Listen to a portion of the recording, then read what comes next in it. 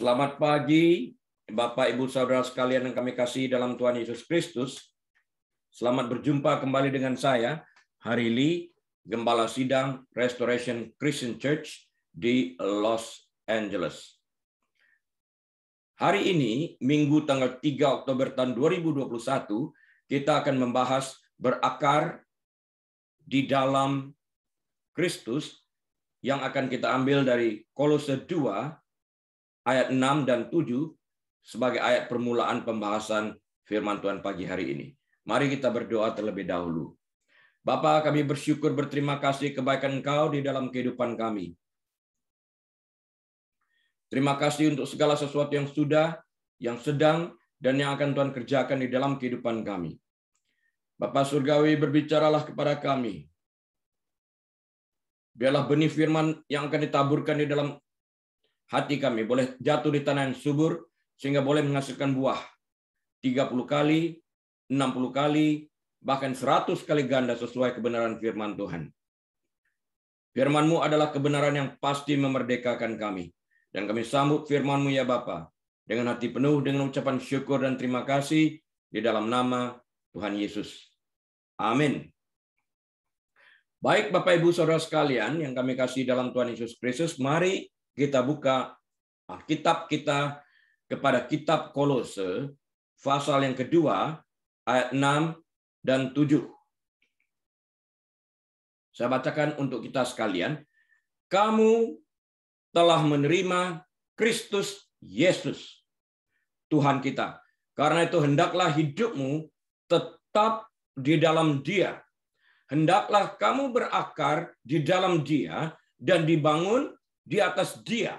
Hendaklah kamu bertambah teguh dalam iman yang telah diajarkan kepadamu, dan hendaklah hatimu melimpah dengan syukur. Ada beberapa hal pada waktu kita membaca kedua ayat dari kitab Kolose yang kedua ini.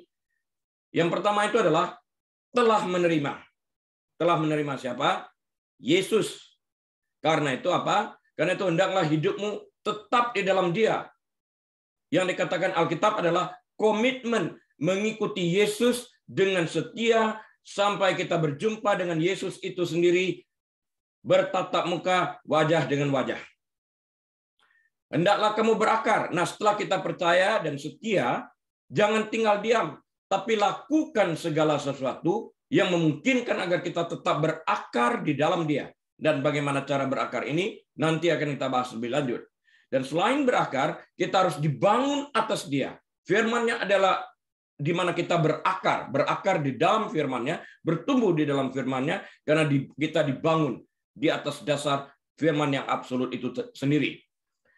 Dan kemudian, hendaklah kamu teguh di dalam iman yang diajarkan. Iman timbul melalui pendengaran akan firman Kristus. Lagi-lagi, firman. Hendaklah hatimu melimpah dengan ucapan syukur. Nah, banyak hal yang ingin kita pelajari pagi hari ini, yang akan saya buat compact, sehingga waktu selesai kita membahas firman ini, kita akan mengerti bagaimana caranya kita berakar di dalam Yesus Kristus ini. Hari ini, Bapak Ibu Saudara sekalian, kita akan membahas sebuah topik yang sangat penting sebagai orang Kristen, yaitu bagaimana berakar di dalam Kristus. Sejak hari pertama kita mengalami kelahiran baru di dalam Yesus Kristus, sejak saat itu kita harus memiliki komitmen yang teguh untuk tetap diam di dalam Dia. Karena di luar Dia, kita tidak dapat berbuat apa-apa. Dengan perkataan lain, kita harus tetap melekat kepada Yesus dan firman-Nya, ibarat ranting yang melekat pada pohon, dan kita harus dibangun di atas Dia, yaitu di atas batu karang yang teguh ini. Hidup kita ini, Bapak Ibu Saudara sekalian, harus dibangun atas dasar firman. Dan oleh karena itu kita harus belajar dan merenungkan firman Tuhan setiap hari agar kita dapat bertambah teguh dalam iman yang kita peroleh melalui firman yang kita dengar dan yang kita renungkan. Bagaimana mungkin kita bertumbuh jika kita tidak pernah membaca Alkitab? Firman yang memenuhi hati kita akan membuat kita melimpah dengan ucapan syukur. Karena kita belajar segala sesuatu dari dalam Alkitab ini. Karena itulah hati kita meluap dengan ucapan syukur. Karena kita mengetahui bahwa Allah menyertai kita. Jika semuanya ini kita lakukan, maka kita akan bertumbuh dan berakar di dalam Dia. Karena kita dibangun di atas Dia yang adalah firman yang hidup. Berakar di dalam Yesus Kristus berarti membangun akar yang kuat. Landasan atau fondasi yang kuat di dalam Kristus. Mengakarkan diri kita kepada Yesus berarti membangun iman yang kuat dan ketergantungan pada Yesus sehingga kita tidak akan jatuh atau terombang-ambing pada saat menghadapi pencobaan. Yesus adalah batu karang yang teguh yang atasnya kita dapat membangun dasar kehidupan kita. Kita dapat meletakkan kepercayaan kita atasnya yang adalah firman yang hidup, yang tidak pernah akan goyah dan tidak pernah akan berlalu. Langit dan bumi suatu saat pasti akan berlalu, namun firman-Nya kekal selamanya.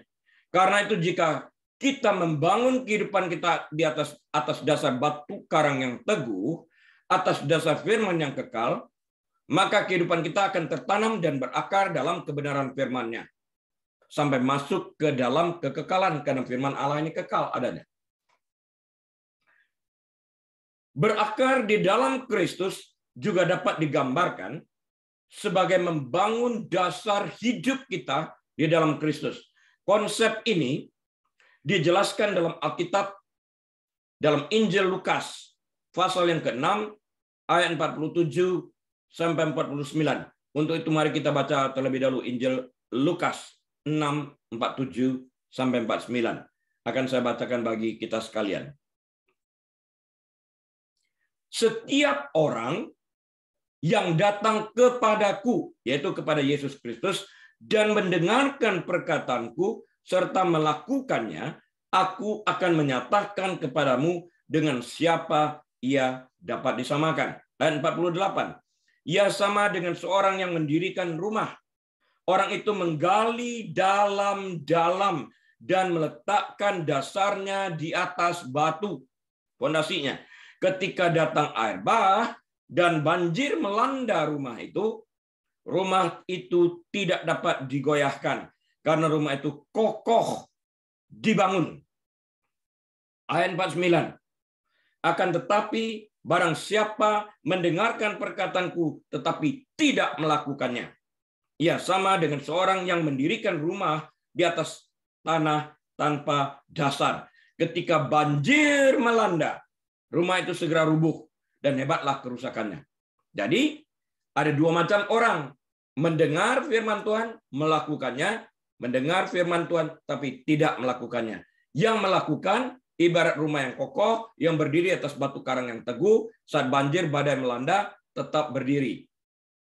Orang yang tidak melakukannya ibarat membangun rumah di atas pasir yang tidak ada fondasi. Pada waktu datang flood, pada waktu datang air banjir, air bah, hanyut, semuanya selesai. Karena itu perlu kita memahami akan kebenaran ini, merenungkan dan melakukan firman Tuhan. Ketika kita membangun hidup kita di atas Kristus dan firman-Nya, kita sedang membangun fondasi atau landasan yang kuat untuk hidup kita. Sama seperti rumah yang dibangun di atas batu. Ketika kita membangun hidup kita di atas Yesus yang adalah firman yang hidup, batu karang yang teguh, kita akan dapat berdiri teguh selama pencobaan atau pada saat badai menerpa. Kita tidak akan terombang-ambing ketika badai bergelora, karena kita telah membangun hidup kita di atas dasar Yesus Kristus dan firman yang kokoh, sehingga kita tidak terbuai oleh berupa-rupa angin pengajaran yang dapat menyesatkan kita. Berakar di dalam Kristus dan membangun fondasi hidup kita yang berpusat pada Yesus adalah kunci untuk berdiri teguh dalam iman kita dan menyelesaikan apa yang Tuhan telah panggil untuk kita lakukan di dunia ini. Nah, bagaimana kita dapat berakar di dalam Kristus? Apa kata Alkitab tentang berakar di dalam Kristus ini? Untuk memahami bagaimana kita dapat berakar di dalam Kristus, mari kita lihat apa yang Alkitab katakan tentang berakar ini. Berakar dalam firman ya, kita berbicara tentang hal ini. Dalam Kolose 2, Paulus mendesak orang-orang untuk berakar di dalam Kristus agar mereka tidak tertipu oleh guru-guru palsu. Mari kita baca Kolose 2 ayat 4 sampai dengan 8. Demikian bunyi firman Tuhan. Hal ini kukatakan, artinya Paulus yang mengatakan, supaya jangan ada yang memperdayakan kamu dengan kata-kata yang indah. Sebab meskipun aku sendiri tidak ada di antara kamu, tetapi dalam roh aku bersama-sama dengan kamu. Dan aku melihat dengan sukacita tertib hidupmu dan keteguhan imanmu dalam Kristus. Ayat 6. Kamu telah menerima Kristus Yesus, Tuhan kita. Ingat yang tadi, karena itu hendaklah hidupmu tetap di dalam Dia. 7. Hendaklah kamu berakar di dalam Dia dan dibangun di atas Dia. Hendaklah kamu bertambah teguh dalam iman yang telah diajarkan kepadamu dan hendaklah hatimu melimpah dengan ucapan syukur.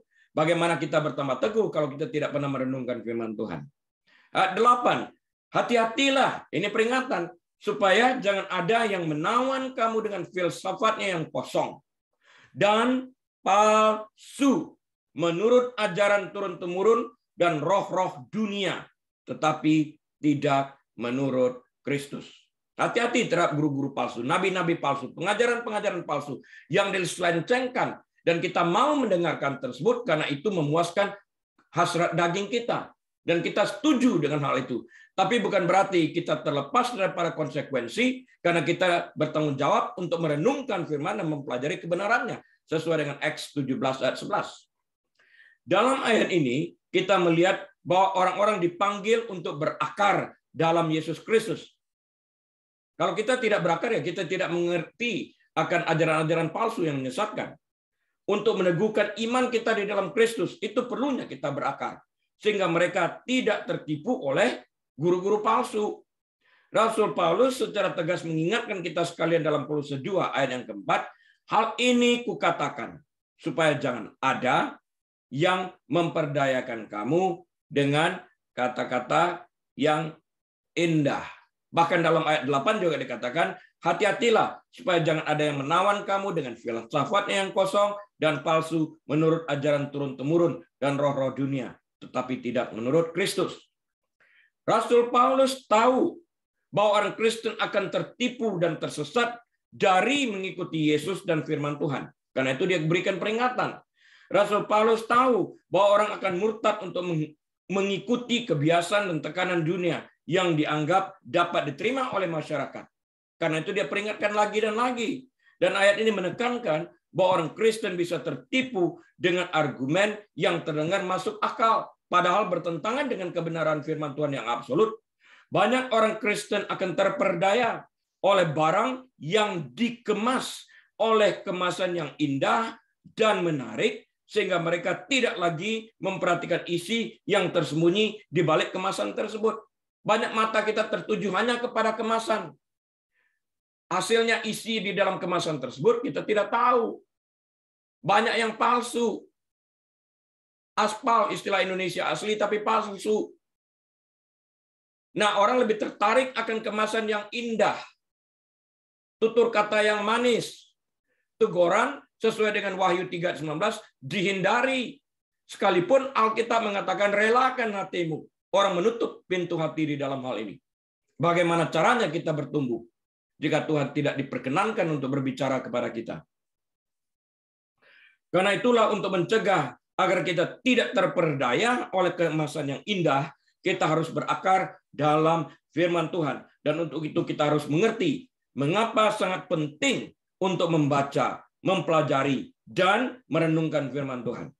Agar kita tidak tertipu oleh hal-hal dunia ini yang tampak baik atau wajar. Nah, Wahyu 3:19 mengatakan, barang siapa yang kukasihi, barang siapa kukasihi, ia kutegur dan kuhajar. Sebab itu relakanlah hatimu dan bertobatlah. Pertobatan kuncinya. Allah menegur kita Kita harus merelakan diri kita untuk ditegur agar kita dapat berbuah. Kita tidak mungkin dapat berakar dan tidak mungkin dapat tertanam, dan ranting juga tidak mungkin akan menghasilkan buah jika tidak dibersihkan dan jika tidak tertanam pada pohon. Semua ini adalah sebuah proses yang tentunya akan kelihatan hasilnya jika kita tetap tertanam dan merelakan hati kita untuk dibentuk. Merelakan Allah memangkas segala perbuatan yang tidak sejalan dengan kebenaran firman Tuhan. Ibarat ranting yang dipangkas agar berbuah banyak.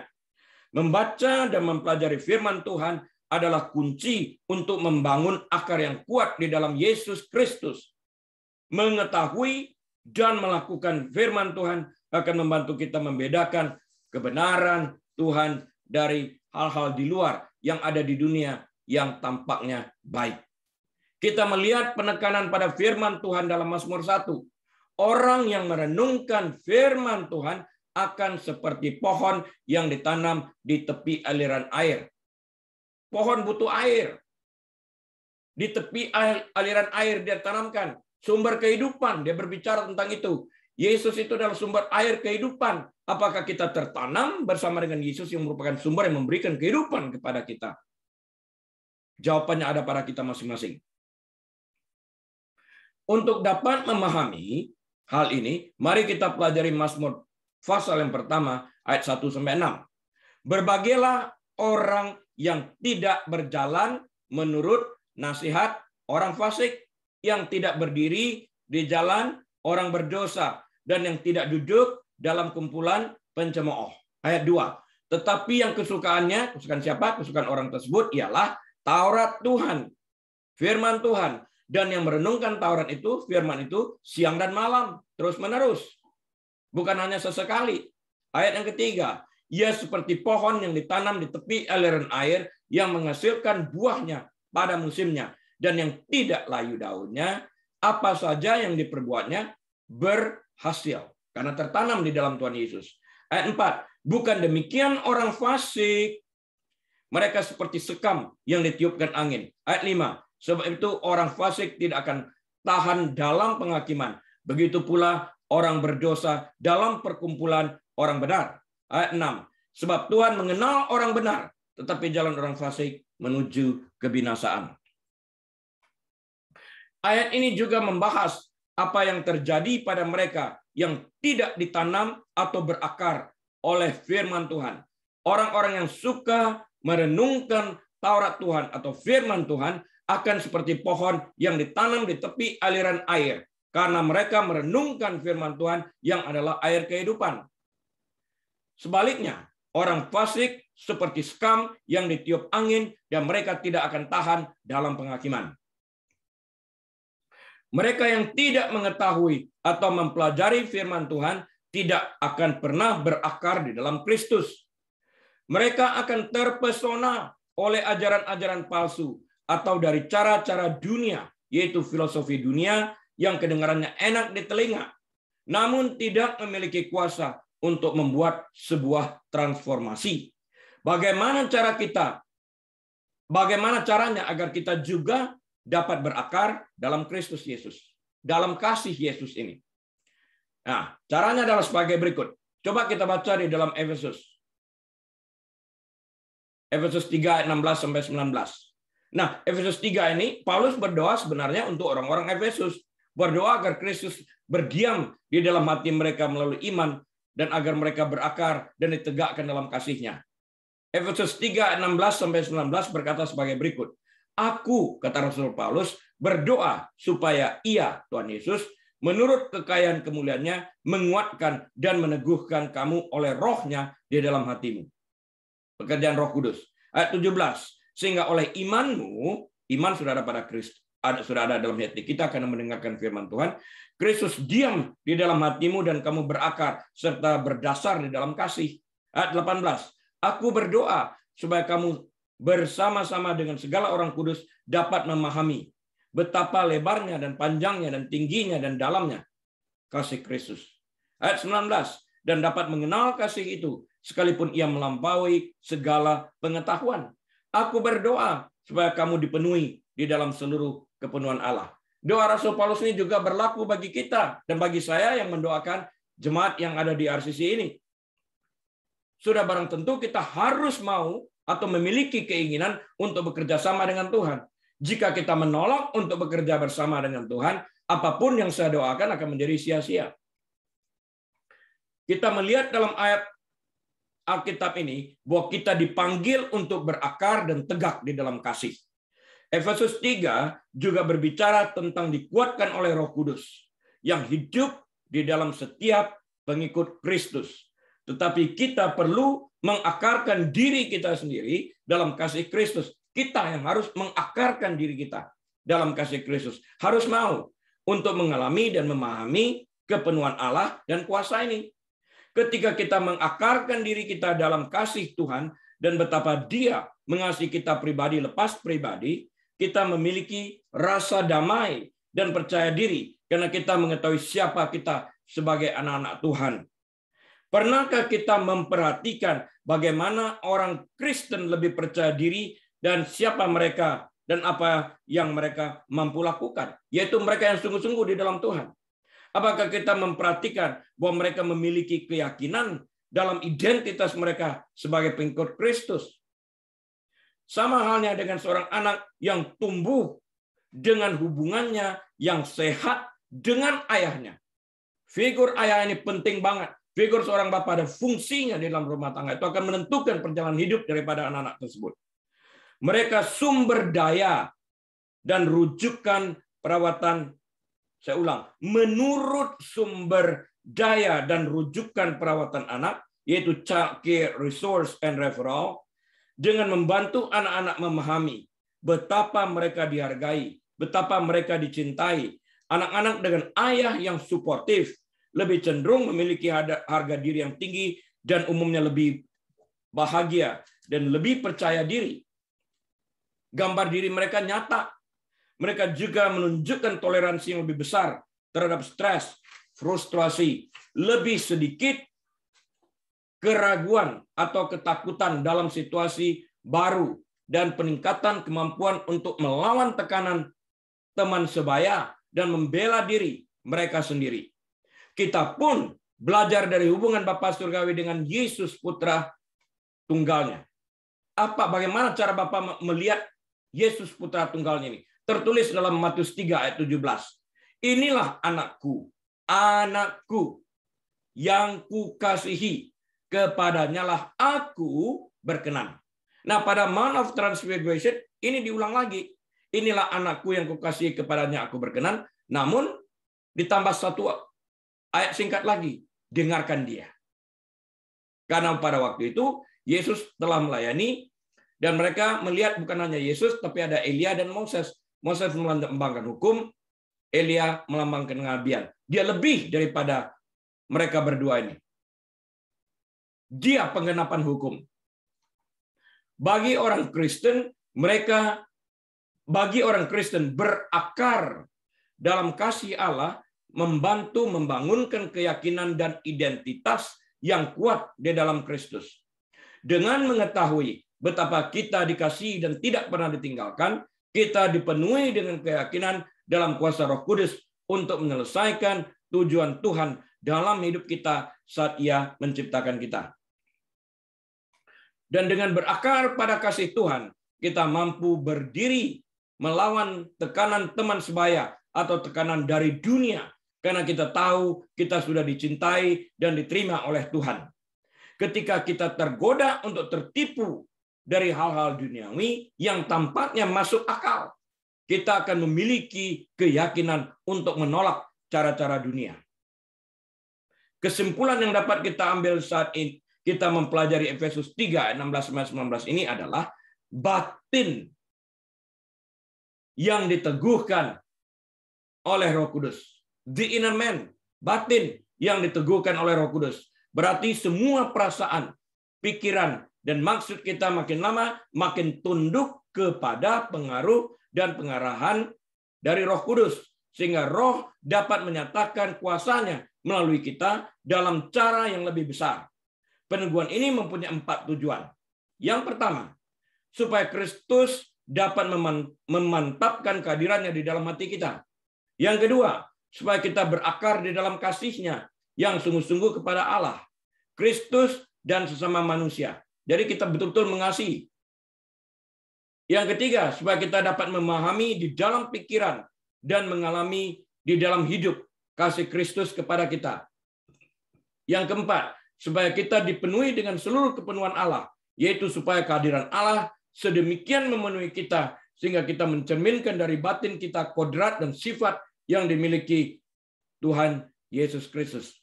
Orang pun mengetahui karena ada aliran air hidup yang keluar mengalir. Orang melihat aura yang kita bawa pada saat kita berada di tengah-tengah mereka. Untuk itu kembali kita harus berakar di dalam firman, kita harus berakar dalam kasih Tuhan. Sejauh ini kita telah membahas berakar dalam Kristus, berakar dalam kasih-Nya, dan saat ini kita akan membahas berakar dalam kuasa Roh Kudus. Nah, berakar dalam kuasa Roh Kudus berarti berakar dalam firman Tuhan dan kasih. Berakar dalam firman Tuhan dan dalam kasih Kristus adalah penting untuk fondasi yang kuat di dalam Kristus. Tetapi juga penting untuk berakar dalam kuasa Roh Kudus. Efesus 3 juga berbicara tentang kuasa Roh Kudus. Dan bahwa melalui kuasa inilah kita dapat menyelesaikan panggilan dan rencana Tuhan dalam hidup kita. Efesus 3 ayat 20 mengatakan, bagi Dialah yang dapat melakukan jauh lebih banyak daripada yang kita doakan atau pikirkan, seperti yang ternyata dari kuasa yang bekerja di dalam kita. Adalah sangat penting untuk mengetahui bahwa kekuatan kita berasal dari kekuatan Roh Kudus yang diam di dalam kehidupan kita. Dan juga sangat penting bagi kita untuk mengetahui bagaimana membedakan dan berjalan sesuai arahan yang kita terima dari Roh Kudus dan bagaimana roh kita menanggapinya. Roh Kudus akan membimbing dan berbicara kepada kita secara pribadi. Itulah mengapa sangat penting bagi kita untuk memiliki hubungan pribadi dengan Tuhan untuk mengetahui bagaimana Tuhan ingin berbicara kepada kita dari dalam. Saat kita menerapkan firman Tuhan pada hal-hal yang kita dengar saat kita hidup di dunia, Roh Kudus yang tinggal di dalam kita akan membantu kita memahami kehendak Tuhan. Ia akan berbicara kepada kita. Ia akan mengingatkan kepada kita semua firman yang telah kita baca dan renungkan. Kita mungkin merasakan kedamaian atau urgensi yang kuat untuk pergi ke arah tertentu yang hanya bisa datang dari Roh Kudus yang diam di dalam kita. Saat kita membangun akar di dalam Yesus, dengarkan bisikan hati kita dan andalkan kekuatan dan kuasa yang hanya bisa datang dari Roh Kudus yang diam di dalam kita. Kita akan dapat mencapai lebih dari yang dapat kita bayangkan melalui kuasa Roh Kudus yang hidup di dalam kita.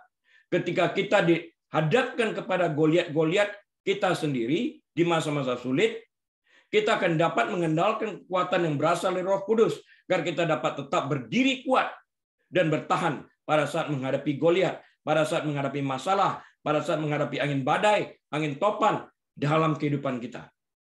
Mengapa penting untuk berakar dalam Kristus?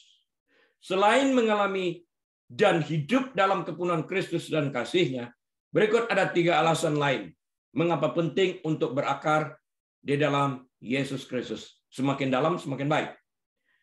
Yang pertama adalah untuk berdiri kuat selama ujian. Karena itu saya katakan semakin dalam akar tersebut semakin baik agar kita tetap berdiri teguh. Saat angin badai, angin ribut, seberapapun kuatnya angin topan datang, kita tetap tertanam di tempat. Berakar di dalam Kristus juga membantu kita berdiri kuat dan teguh selama masa pencobaan yang menghadang kita. Dalam Yeremia pasal yang ke-7, Alkitab mengacu pada mereka yang percaya kepada Tuhan dan bahwa mereka akan seperti pohon yang ditanam di tepi aliran air. Tidak takut ketika panas datang. Air banyak kok. Masa musim kemarau, jika air banyak, tenang. Yeremia 17 ayat 7 sampai 8. Diberkatilah orang yang mengandalkan Tuhan. yang menaruh harapannya pada Tuhan. Ia, orang tersebut, akan seperti pohon yang ditanam di tepi air, yang merambatkan akar-akarnya ke tepi batang air, menyedot air kehidupan tersebut, dan yang tidak mengalami datangnya panas terik, yang daunnya tetap hijau, yang tidak khawatir dalam tahun kering, nggak takut, dan yang tidak berhenti menghasilkan buah. Ini orang yang berakar dalam Kristus dan firman-Nya. Sekali lagi, kita melihat Alkitab berbicara tentang keyakinan yang menopang orang Kristen berdiri teguh dalam iman mereka ketika pencobaan dan badai topan datang menerpa. Ketika masa kekeringan datang, mereka tetap berdiri teguh karena sumber air kehidupan tersebut ada di dalam kehidupan mereka. Sama seperti pohon dengan akar yang kuat mampu berdiri kokoh saat badai. Ketika kita membangun akar yang kuat di dalam Yesus Kristus, kita akan dapat berdiri kuat dan tidak jatuh ketika pencobaan datang. Ketika kita berakar di dalam Kristus, kita akan berdiri teguh dalam keyakinan mengetahui bahwa Allah memegang kendali. Kita tidak akan takut atau khawatir ketika panas atau cobaan menghadang kita, karena kita tahu siapa Tuhan itu dan apa yang mampu Tuhan lakukan bagi kita. Dan karena kita berakar di dalam Kristus, kita akan dapat terus menghasilkan buah. Bahkan di musim yang sulit sekalipun, kita akan dapat berdiri teguh dalam iman kita, bahkan selama perubahan besar atau dalam masa transisi hidup. Yang kedua, berakar dalam Kristus adalah kunci untuk menghasilkan buah. Ketika kita telah melihat analogi pohon muncul beberapa kali dalam Alkitab sejauh ini, serta konsep menghasilkan buah. Seperti yang Alkitab bicarakan dalam Yohanes 1, seperti yang dikatakan Alkitab, dibicarakan Alkitab dalam Yohanes 15. Berakar di dalam Kristus juga memungkinkan kita menghasilkan buah untuk kemuliaan Allah. Berakar di dalam Kristus memungkinkan kita untuk menghasilkan di dunia ini dan menyelesaikan apa yang Tuhan telah ciptakan untuk kita kerjakan. Yohanes 15 ayat 4 dan 8 mengatakan, tinggallah di dalam aku dan aku di dalam kamu. Sama seperti ranting tidak dapat berbuah dari dirinya sendiri kalau ia tidak tinggal pada pokok anggur. Demikian juga kamu tidak berbuah jika kamu tidak tinggal di dalam aku. Ayat 5. Akulah pokok anggur dan kamulah ranting-rantingnya. Barang siapa tinggal di dalam aku dan aku di dalam dia, ia berbuah banyak. Sebab di luar aku, kamu tidak dapat berbuat apa-apa. 6. Barang siapa tidak tinggal di dalam aku, ia dibuang keluar seperti ranting dan menjadi kering. Kemudian dikumpulkan orang dan dicampakkan ke dalam api, lalu dibakar. Jikalau kamu tinggal di dalam aku dan firmanku di dalam kamu, mintalah apa saja yang kamu kehendaki dan kamu akan menerimanya. 8. Dalam hal inilah Bapakku dipermuliakan, yaitu jika kamu berbuah banyak, dan dengan demikian kamu adalah murid-muridku. Jadi kalau kita sering mendengarkan Bapa dipermuliakan, Bapa dipermuliakan. Bagaimana Bapa dipermuliakan? Di sini jawabannya. Jika kamu berbuah banyak, dengan demikian kamu adalah murid-muridku. Bagaimana berbuah banyak? Yaitu dengan berakar di dalam Kristus dan kasih-Nya. Bagaimana berakar di dalam Kristus dan kasih-Nya? Dengan merenungkan firman Tuhan dan kemudian melakukannya. Nah, dengan demikian kita akan berbuah.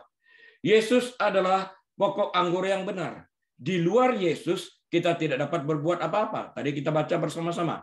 Sebagai orang Kristen, kita harus tertanam dan harus berakar dalam Yesus dan firman-Nya untuk melakukan apa yang telah Tuhan tentukan bagi kita sesuai dengan panggilan yang telah diberikan kepada kita. Yesus adalah sumber kita untuk menghasilkan buah bagi dunia ini. Yesus menyediakan nutrisi yang kita butuhkan. Nutrisinya apa? Kasih, kebenaran, dan kekuatan untuk menyelesaikan apa yang Tuhan tetapkan untuk kita lakukan selama kita hidup di dunia ini. Dan sementara kita tinggal di dalam Yesus dan menghasilkan buah, Allah dimuliakan karena kita terbukti menjadi murid Yesus Kristus dengan menghasilkan buah yang menetap. Itulah caranya bagaimana kita memuliakan Tuhan ini. Mendalami firman Tuhan. Kita perlu belajar firman Tuhan dan mendalaminya secara sungguh-sungguh seperti yang telah kita pelajari di Kolose 2. Betapa pentingnya untuk berakar di dalam Kristus agar kita tidak tertipu oleh hal-hal dunia ini yang kelihatannya baik atau masuk akal. Namun sebenarnya bertentangan dengan kebenaran absolut firman Tuhan. Alkitab berbicara tentang hari-hari terakhir dalam Matius 24 dan memperingatkan bahwa banyak orang akan murtad dan disesatkan. Matius 24 ayat 10 sampai 12. Dan banyak orang akan murtad dan mereka akan saling menyerahkan dan saling membenci. Wow. Ayat 11. Banyak nabi palsu akan muncul dan menyesatkan orang. 12. Dan karena makin bertambahnya kedurhakaan, maka kasih kebanyakan orang akan menjadi dingin. Nggak aneh. Orang nggak mau membaca Alkitab lagi. Orang tidak mau menghadiri sebuah kebaktian. Orang menolak mendengarkan firman Tuhan. Orang menolak untuk mengasihi Tuhan dan sesama manusia. Kasihnya dingin. Cobalah perhatikan kehidupan kita. Sangat penting untuk mengetahui firman Tuhan dengan benar, terlebih lagi pada hari-hari ini, di mana penyesatan dan manipulasi firman semakin meningkat. Sehingga kita dapat menerapkan firman Tuhan sebagai sumber kebenaran dan mengungkap argumen apapun yang tidak sesuai dengan kebenaran firman Tuhan. Jadi segala sesuatu yang bertentangan dengan firman Tuhan kita berhasil ungkapkan, kita tentang. Dan kita tidak melakukan apa yang ditawarkan dunia, karena yang bertentangan dengan firman Tuhan itu adalah sesuatu yang tidak menyenangkan Tuhan, tidak pleasing unto God. Karena itu kita harus melakukan segala sesuatu yang sesuai dengan firman Tuhan. Akar yang kuat dalam Yesus dan dalam firman Tuhan akan membantu kita membedakan dan berdiri kokoh ketika dihadapkan dengan keputusan yang bertentangan dengan firman Tuhan. Yang mana akan kita pilih? Keinginan daging kita kan karena itu menyenangkan, atau melakukan apa yang Tuhan inginkan namun bertentangan dengan kehendak daging kita. Pilih apa yang menyenangkan Tuhan. Kita akan dapat mengatakan tidak pada kebohongan atau tekanan dunia karena kita tahu apa yang firman Tuhan katakan. Langkah-langkah praktis, sekarang kita belajar langkah praktisnya untuk menjadi lebih berakar dalam Kristus. Bagaimana kita bisa menjadi lebih berakar dalam Kristus? Bagaimana kita dapat memastikan bahwa akar kita melekat pada Yesus dan bahwa kita memiliki akar dan fondasi yang kita butuhkan untuk bertumbuh dan berdiri kokoh. Berikut ada beberapa cara yang dapat membuat kita lebih berakar dalam Kristus. Yang pertama, serahkan seluruh hidup kita kepada Kristus. Without any reservation. Serahkan hidup kita kepada Tuhan. Percayakan hidup kita kepada Tuhan. Tuhan menginginkan seluruh hidup dan hati kita. Bukan hanya sebagian saja. Jika ada area yang kita tahu tidak sejalan dengan firman Tuhan atau tidak menghasilkan buah, kita perlu mengadakan revisi dan memperbaikinya melalui pertobatan yang sungguh dan segera hasilkan buah yang sesuai dengan pertobatan kita itu. Jangan ikuti kehendak daging. Bertobat artinya menyerahkan area yang tidak menghasilkan buah kepada Tuhan dengan komitmen bersama Roh Kudus, artinya bekerja sama dengan Roh Kudus, yang akan membantu kita untuk berubah melalui pertobatan yang sungguh, serta menghasilkan buah yang sesuai dengan pertobatan itu. Kedua, renungkan firman Tuhan. Acts 17 ayat 11, konteks dalam New King James Version. Membaca, mempelajari, dan merenungkan firman Tuhan sangat penting. Semakin kita merenungkan firman Tuhan, semakin kuat kita berakar dalam Yesus. Semakin tidak mudah kita untuk digoyahkan karena kita berakar di dalam Kristus. Sehingga apa yang ditawarkan dunia tidak lagi menarik. Seperti waktu Yesus digoda oleh setan. Tapi karena kita berakar di dalam Kristus, kita mengetahui kehendak Tuhan, sehingga tetap dalam keadaan apapun kita menolak godaan untuk setia kepada Tuhan. Untuk dapat mengalahkan musuh yang menawarkan kenikmatan dosa, kita harus memahami terlebih dahulu apa yang firman Tuhan katakan tentang kebiasaan-kebiasaan yang menenggelamkan kita untuk hidup di dalam dosa. Selanjutnya kita harus sungguh-sungguh mengerti bahwa firman Tuhan kekal, tidak berubah, dan tidak akan berlalu selama-lamanya. Artinya firman Tuhan itu kekal. Sebaliknya langit dan bumi akan berlalu suatu saat. Jadi jika kita mengasihi dunia dan segala kenikmatan yang ditawarkan dunia ini, maka kita pun akan berlalu bersama dunia ini suatu saat. Bagian orang yang mengikuti dunia adalah kekekalan di dalam lautan api yang disebut sebagai neraka. Bagi orang mencinta firman Tuhan dan Tuhan itu beriman kepada Yesus ini, bagian mereka adalah kehidupan kekal bersama Bapa surgawi di surga. Alkitab mengingatkan kita bahwa orang binasa karena kurang pengetahuan. My people perish for lack of knowledge. Umatku binasa karena kurangnya pengetahuan.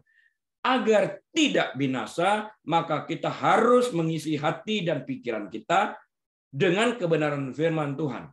Kita pun harus merelakan diri kita pada saat ditegur oleh firman Tuhan. Oleh Tuhan itu sendiri. Melalui firman-Nya seperti yang tertulis dalam Wahyu 3:19 tadi. Tanpa merenungkan firman Tuhan setiap hari, Acts 17:11 New King James Version, kita tidak akan mungkin dapat bertumbuh dalam pengenalan kita terhadap Yesus. Karena kita tidak pernah akan ditegur melalui firman. Karena kita memang tidak baca firman.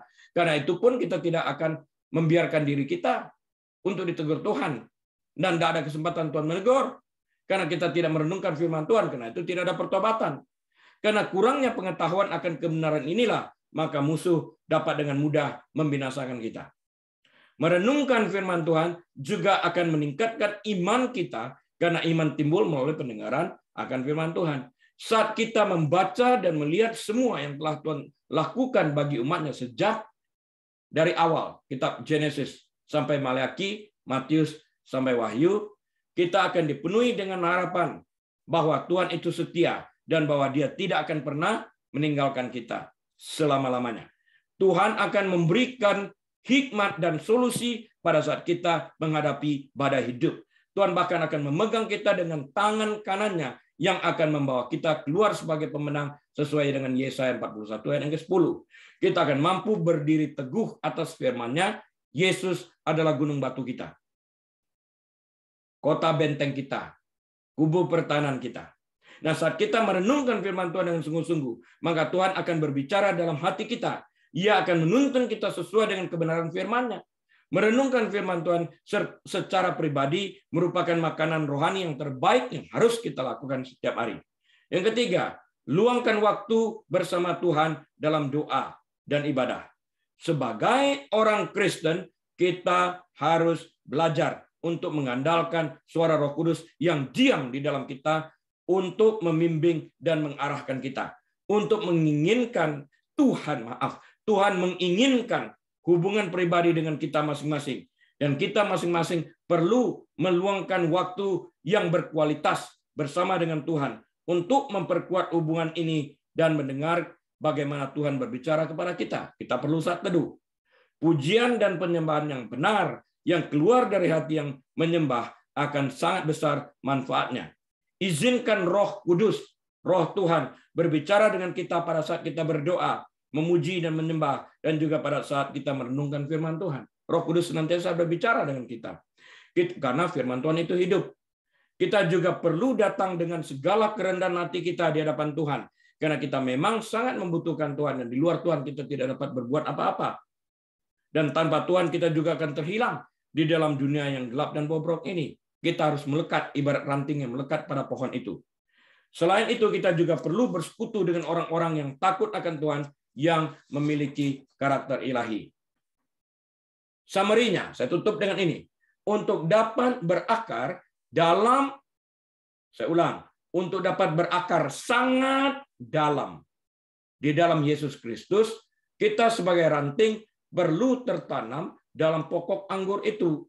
Yesuslah pokok anggur itu. Relakan hati kita saat ditegur. Karena pada saat itu Allah sedang memangkas segala ranting yang kurang baik, memangkas segala karakter yang kurang baik, agar dapat menghasilkan buah lebih banyak lagi tercermin daripada perubahan karakter yang kita tampilkan. Keluar dari dalam, keluar. Jadi adanya sebuah transformasi.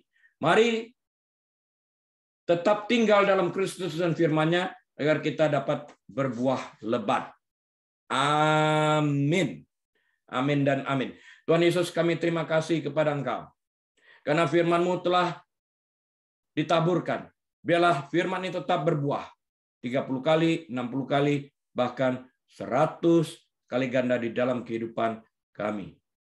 Biarlah Bapa Surgawi sendiri menyinari wajah-Nya atas setiap daripada kami, membimbing kami ke air yang tenang, menyegarkan jiwa kami, bahkan menyediakan makanan bagi kami di hadapan lawan kami, serta mengurapi kepala kami dengan minyak sehingga piala kami penuh melimpah.